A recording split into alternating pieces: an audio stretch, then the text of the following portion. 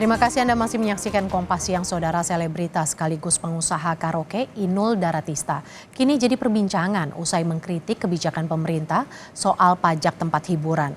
Protes pajak hiburan naik hingga 75%. Menteri Pariwisata dan Ekonomi Kreatif meminta Pemda untuk menunggu hasil peninjauan kembali dari Mahkamah Konstitusi sebelum menerapkan pajak hiburan. Selebritas sekaligus pemilik tempat hiburan Inul Daratista, memprotes pajak hiburan naik hingga 75%. Dalam unggahannya di akun resmi Instagramnya, Inul bercerita, saat ini kondisi karaoke keluarga miliknya sepi, bahkan di akhir pekan. Dalam unggahannya, Inul meminta pemerintah untuk membedakan izin dan aturan pajak untuk karaoke keluarga dan klub malam, mengingat dari sisi pendapatan keduanya sangat jauh berbeda. Terlebih, klub malam boleh menjual minuman mengandung alkohol yang bisa meraup untung besar.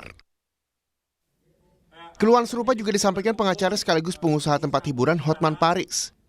Lewat akun Instagramnya, Hotman bersama sejumlah pengusaha tempat hiburan menolak kenaikan pajak hiburan. Hotman menulis, terancam PHK ribuan karyawan, pariwisata dilonceng kematian, pajak 40 sampai dengan 75% tertinggi di dunia. Menteri Pariwisata dan Ekonomi Kreatif Sandiaga Uno pun angkat bicara. Sandi meminta pemerintah daerah menunggu hasil judicial review dari Mahkamah Konstitusi sebelum menerapkan pajak hiburan. Sandiaga Uno mengaku kenaikan pajak hiburan merupakan isu sensitif dan bisa berdampak langsung menurunnya wisatawan di Indonesia. Pintu komunikasi membahas polemik pajak hiburan juga masih terbuka.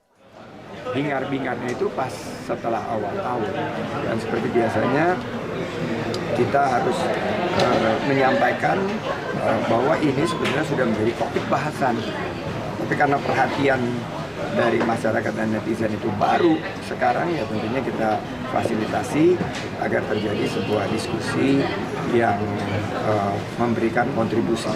Nah, memang dari sisi Kementerian Keuangan ini sudah dilakukan desentralisasi fiskal ke teman-teman di pemerintah daerah.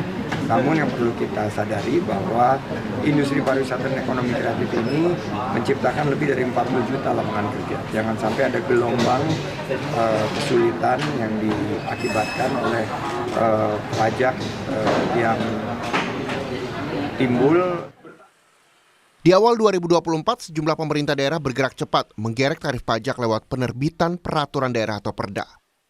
Hal ini jadi buntut panjang berlakunya Undang-Undang Nomor 1 Tahun 2022 tentang hubungan keuangan antara pemerintah pusat dengan pemerintah daerah yang berlaku mulai Januari 2024. Nantinya tarif pajak barang dan jasa tertentu atas jasa tempat hiburan diskotik, karaoke, klub malam, bar, spa ditetapkan paling rendah 40% dan paling tinggi 75%.